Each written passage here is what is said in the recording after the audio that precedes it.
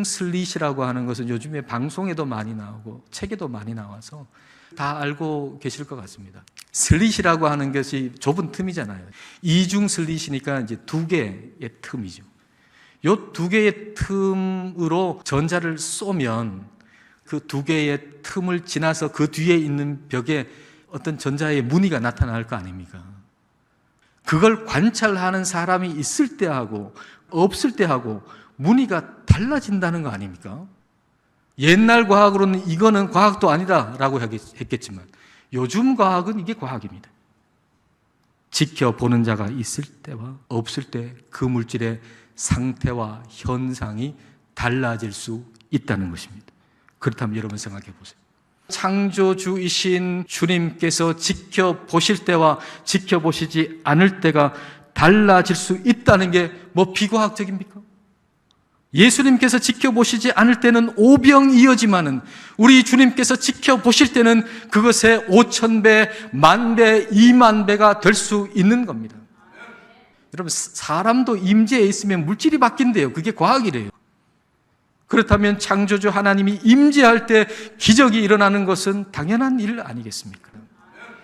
보잘것없어 보이는 그 오병이어 손에 들고 우리 예수님께서 하늘을 우러러서 감사 기도하신 것을 우리가 날마다 기억하면서 여기 하나님이 임재하신다는 것을 의식하며 날마다 감사할 때 우리의 일상의 삶에서 기적이 일어날 것입니다. 여러분에게 기적이 필요합니까? 그렇다면 먼저 감사하십시오. 오늘이라고 하는 이 시간은 마치 오병이어 같은 것이죠. 보잘것없고 아무것도 아닌 것 같은 이 하루의 오병이어를 하나님께 내어드리면서 날마다 감사해야 합니다. 지금 없는 것 보면서 그 돈만 있으면, 그 건강만 있으면이라고 말하지 말고 오늘 우리에게 주어진 오병이어를 날마다 하나님께 드리면서 하나님이 여기에 임재한다는 것을 우리가 의식하며 감사할 때 하나님은 우리의 삶에 기적을 베풀어 주실 것입니다. 어느 임상심리학자가 군인들을 대상으로 해서 실험을 했대요. 이 4개의 팀으로 만들었는데 전부 다 20km 행군을 하는데 각 팀에게 주는 정보는 다 달랐어요. 첫 번째 팀에게는 20km 행군하게 될 것이라고 말해주고 5km 갈 때마다 알려주는 겁니다. 두 번째 팀한테는 우리가 먼 길을 행군하게 될 거라고만 말을 하는 거죠. 그리고 세 번째 팀에게는 우리는 15km를 가게 될 것입니다. 이렇게 얘기해 준 다음에 14km 간 다음에 우리가 20km 갑니다 라고 얘기해 주는 거예요. 그리고 네 번째 팀에게는 우리가 25km 가게 될 겁니다 라고 얘기한 다음에 한 14km 간 다음에 20km 가게 됩니다 이렇게 얘기한 거죠. 근데 이렇게 말해주고 이 병사들이 느끼는 스트레스 이런 것들을 면밀하게 조사를 했다는 거예요. 이 중에 결과가 가장 좋은 팀은 첫 번째 팀이에요. 20km 간다고 알려주고 매 5km마다 알려준 팀, 그러니까 지속적으로 소망을 준 팀이죠. 그러면 가장 스트레스를 많이 받은 팀은 어딜까요? 두 번째 팀, 그냥 먼 길을 행군하게 될 거라고 얘기해 준 팀이 가장 스트레스를 많이 받았다는 겁니다. 이 실험을 통해서 내린 결론은 인간이 가장 큰 스트레스를 받는 때는 어려운 때가 아니라 소망이 없을 때라는 거예요. 우리가 하나님께 기도한다는 것은 하나님께 소망을 두고 있다는 것입니다. 그러므로 우리의 삶이 아무리 어려울지라도 하나님께 기도하는 사람은 무너지지 않습니다. 왜냐하면 하나님이 그의 소망이시기 때문입니다. 우리 인생 가운데 소중한 게 참 많아요. 이거 잃으면 안 될 것 같아요. 그러나 그 어떤 것도 잃어도 살 수 있습니다. 그러나 소망을 잃으면 결코 살 수 없습니다. 즉 인생에서 가장 무거운 짐, 가장 큰 스트레스는 인생에 어떤 어려운 일이 있다는 것이 아니라 소망이 없다는 것입니다. 기도 안에서 하나님이 주시는 소망을 가질 때 우리는 어떤 어려움이 있더라도 그 소망 때문에 끝까지 승리할 수가 있는 것입니다.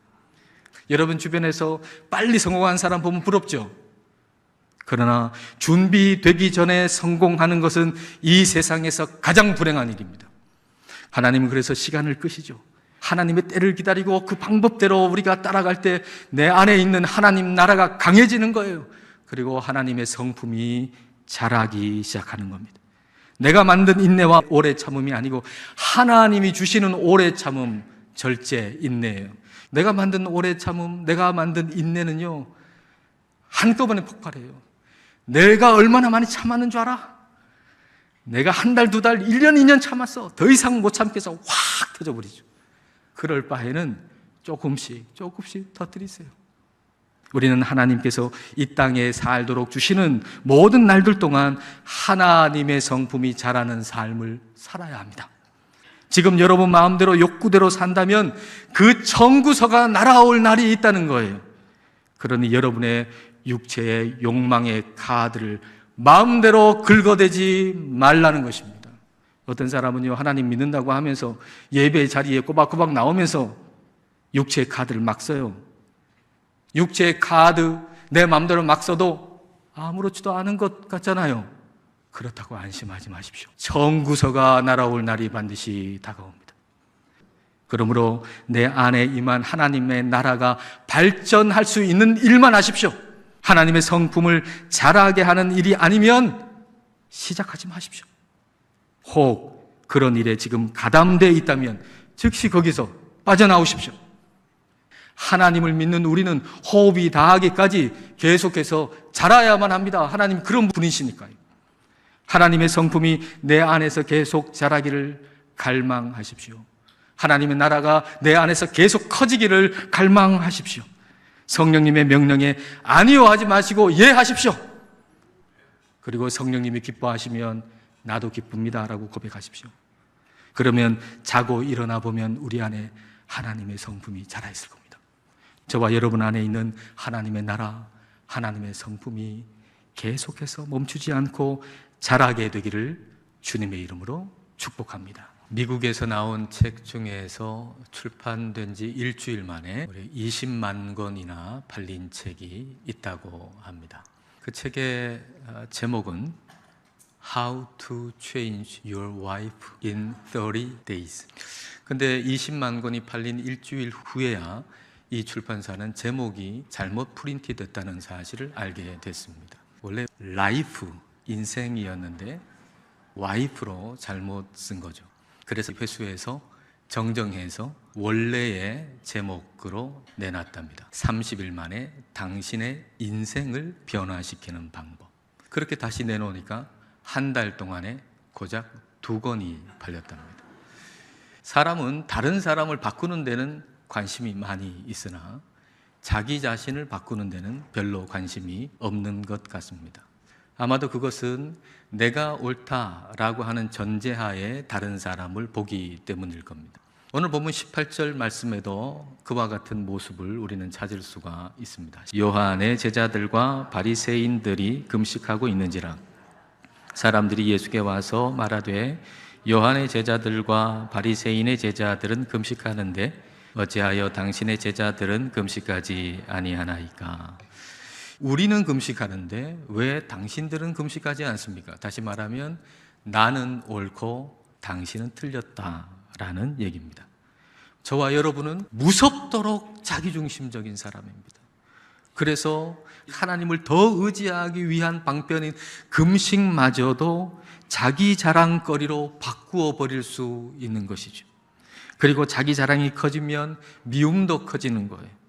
바리새인 하면은 얼마나 경건의 모습이 특출한 사람들입니까? 하나님 잘 믿는 사람이라고 자부하는 사람들입니다. 근데 왜 그들은 하나님이신 예수님을 미워합니까? 자신들이 자랑거리로 여기는 것을 예수님이 인정해 주지 않기 때문이죠. 그래서 종교 생활을 하는데 사랑은 커지지 않고 미움이 자꾸만 커지는 아이러니가 발생하는 거죠. 사실 바뀌어야 할 사람은 저 사람이 아니고 바로 나 자신입니다. 엄마는 오랜만에 아이를 데리고 마트에 장을 보러 갔습니다. 아이가 그 장난감 코너를 지나가다가 마음에 드는 장난감 하나를 덥석 집었습니다. 만만치 않은 가격입니다. 그래서 뺏어서 다시 제자리에 뒀습니다. 이 아이는 즉시 바닥에 드러누워 울고 불고 야단이 났습니다.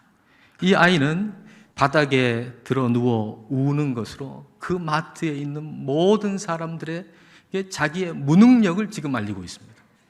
그리고 동시에 엄마의 능력을 믿어 의심치 않음을 얘기하고 있습니다. 만약에 이 아이가 지금 물가도 많이 오르고 어머니 주머니의 사정이 상당히 어려울 텐데 내가 원하는 이 장난감을 사줄 수 있는 능력이 아마 없을 거야 라는 생각을 조금이라도 했다면 이 아이는 절대로 그런 일을 벌이지 않을 것입니다. 근데 이 아이는 철저하게 믿는 거죠.